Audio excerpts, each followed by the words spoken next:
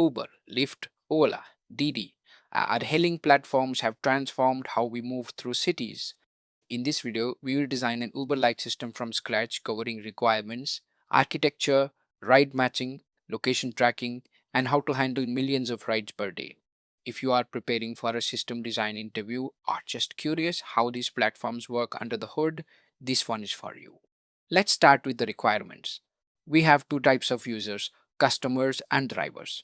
Customers need to see all available cabs nearby with ETA and pricing information, book a ride to a destination, and track the driver location in real time. Drivers, on the other hand, need to accept or deny ride requests, see the customer pickup location once they accept, and mark the trip as complete when they reach the destination. For non functional requirements, we need high reliability, high availability with minimal latency, and the system must be scalable and efficient. As extended requirements, we also want customers to be able to rate trips, process payments, and collect analytics and metrics. Before we design, let's estimate the scale. We will assume 100 million daily active users with 1 million drivers, enabling about 10 million rides every day. If each user performs about 10 actions, checking available rides, pricing, booking, that is 1 billion requests per day. That translates to roughly 12,000 requests per second. For storage, each message is about 400 bytes, giving us around 400 gigabytes of new data every single day. Over 10 years, that is about 1.4 petabytes, and for bandwidth, we need a minimum of around 5 megabytes per second. These numbers will guide our architecture decisions. Our data model centers around 6 core tables. The customers table stores user information like name, email, and phone. The drivers table holds driver details, including their date of birth and status. Cab stores vehicle information linked to each driver. Trips is the heart of the system. It captures the customer, driver, source, destination, and trip status. Rating stores feedback and scores for completed trips, and payments tracks financial transactions tied to each trip. While this looks relational, we split ownership across services. We will use PostgreSQL for relational data where consistency matters. Now let's Cassandra for design our high-writer core blogs, APIs. and Redis for Customers caching. can post to request a ride, specifying source, destination, cab type, and payment method.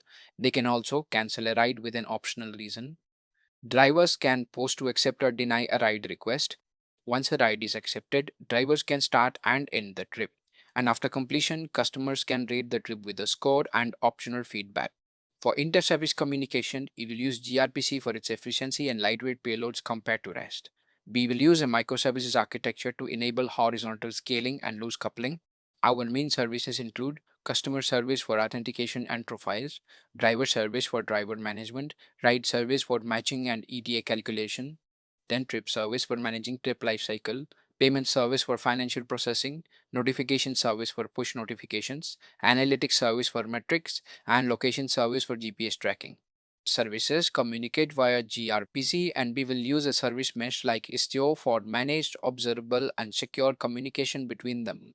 Here is how the end-to-end flow works. Step 1. The customer requests a ride with their source and destination. The ride service finds nearby drivers using spatial indexing and calculates ETA and pricing. Step 3. The request is broadcast to the best ranked nearby drivers. Step 4. A driver accepts and the customer gets real time location tracking and updated ETA. Step 5. The driver picks up the customer and starts the trip. Step 6. At the destination, the driver marks the trip complete and payment is processed. Finally, the customer can read the trip. Throughout this entire flow, real-time updates are pushed via WebSockets to both parties. For live location tracking, we have two options. The pull model uses periodic HTTP requests, where clients constantly ask the server for updates. This wastes resources because most responses return nothing new. The push model using WebSockets is far better. WebSockets provide full duplex communication. Data can flow both ways instantly. Once a connection is open, the server pushes location updates the moment they are available with minimal latency. This is ideal for GPS streaming. The mobile app should also use a background job mechanism to ping the Finding nearby GPS location drivers even when efficiently the is app is one in of the the background. hardest problems here. A naive SQL approach, clearing latitude and longitude with a bounding box, simply does not scale.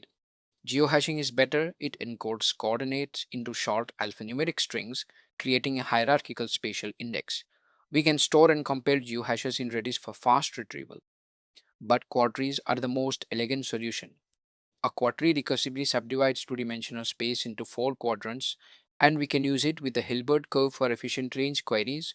We update the quadtree every time we receive a new driver location to handle race conditions during high demand periods where thousands of customers request rides simultaneously. We wrap ride matching in a mutex to ensure every action is transactional. For ranking, we score nearby drivers by average rating, relevance, and past feedback, then broadcast to the best ones first. And during peak hours, surge pricing dynamically increases fares to balance supply and demand. Let's talk about data partitioning, caching, and bottlenecks. For scaling our databases, we will use horizontal sharding based on regions, for example, grouping by zip codes. To avoid uneven data distribution, we use consistent hashing. For caching, we store recent customer and driver locations in their days using an LRU eviction policy. On a cache miss, our servers hit the database directly and update the cache. For metrics and analytics, we capture data from all services into a message queue and run large scale processing with Apache Spark. Finally, to resolve bottlenecks, we run multiple instances of every service behind load balancers to handle crashes.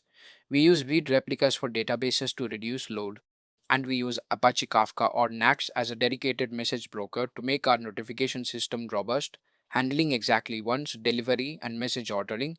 And that is how you design an Uber like ride hailing system.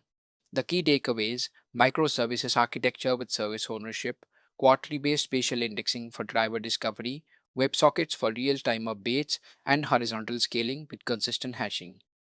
Thanks for watching. Subscribe for more system design deep dives and let me know in the comments what system you